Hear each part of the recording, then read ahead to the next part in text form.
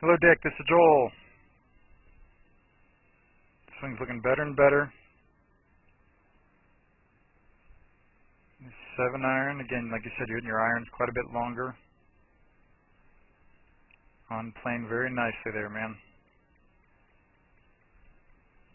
Through the top of your left shoulder. So that looks sweet. And then from here,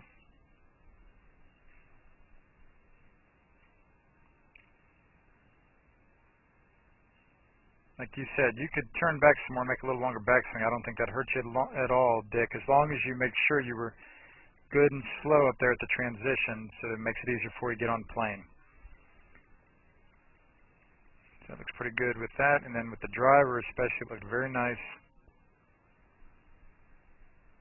relative to the plane line. It's really nice the way your hips are starting the downswing. I mean, you really see that there, where the hips are going forward while the club head's still going backward. That's helping quite a bit, Dick, get you some more distance. Through the top of your left shoulder, parallel to the plane line right there, so that's sweet. The only thing, again, remember, I didn't like was that on both the driver and the iron, the ball was too far back in your stance. And that stance was too wide there for both the driver and the iron also. You see how much better this looks in your setup there with that driver. You left your shot stick here too, man. I was afraid you'd do that. That shot stick on the ground. So you left it here, so I'll have it for you next time you're out. But this makes it much easier now to stay behind the ball. It gives you a little more time to square that face up, so it's going to take away that push, by and large, that you've been having lately with that driver.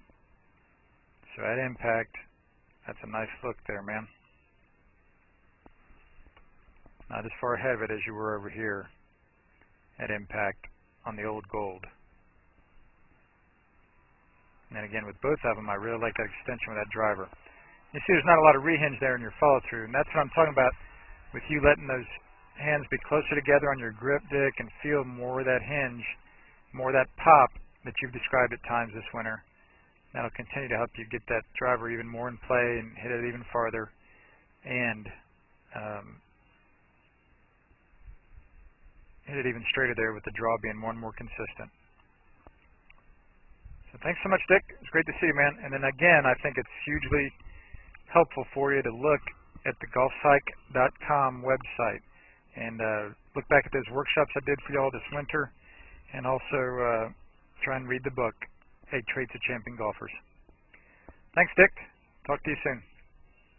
This is Joel Suggs. I sure enjoyed meeting you down at the Cincinnati Golf Show this weekend and showing you your swing on the 2D equipment that I have. And so I want to take about 2 or 3 minutes to just show you around Meadowlinks. This is the studio I use in the winter for all my students. You see there's the down-the-line camera angle for our 2D equipment. And then we have the face-on camera angle also. And then what we also have here is 3D equipment to where I can show you your swing from 6 different camera angles with this 3D equipment, and we can get your swing from down to the 1/120th of a second in terms of exactly what your hips, shoulders, and hands are doing in the swing. And then also, I have the most realistic hitting curve I've ever seen from puttersedge.com. So when you hit your full shots, it feels as realistic as possible. And then I have 3 different green speeds for you to practice your putting. 9.5 on the step meter, 10.5 on the step meter, and 12.5 on the step meter. That's benefited my students tremendously. And then also I have a lot of learning aids like this Smart Stick. You can see the rest of those learning aids over here in my bag that we can work on to help you learn the certain fields in your golf swing that you and I both want. And then also I help my students a lot with their equipment through the winter. This is a frequency analyzer where we twang your club and it gives us a reading here, and then also we plot your whole set, each club on these lines to see if the set is really matched or not. Quite often they aren't, and it helps my students tremendously when they find out what clubs are the offending clubs. And then if we get tired of being indoors and we want to go outdoors and hit some, we can do that. It's my daughter! Ellie! Good to see you. I haven't seen her in weeks. No wonder you've been gone, Ellie. You've been out here playing in the snow all this time. But this is our natural turf area. This is closed until April, as you can see. But it's a fantastic area where we can step outside and hit some balls and get some real ball flight.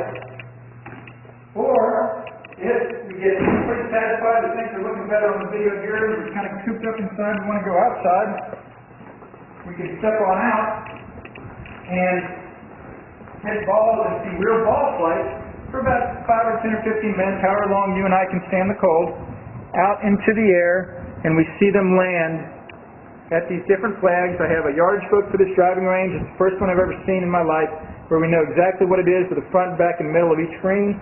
And again, the covered area here is heated, so we stay out there for about 5, 10, 15 minutes, like I said. It enables us to see some ball flight, and then we get satisfied that things are looking the way we want, and we can come back inside, take off our coat, and look again at the video equipment to see how your swing's looking, to make sure that you understand it.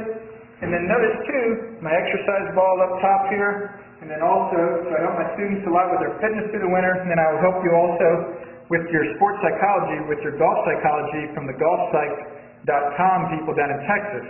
That's helped my students tremendously a lot over the years too. So again, I sure enjoyed meeting you down at the Cincinnati Golf Show this weekend. I look forward to seeing you again out here this summer at Meadowlinks, or even right now in the winter. I have a lot of people that work on their games with me right through the winter. Check out more information about the things I do to help you at joelsuggs.com. Take care.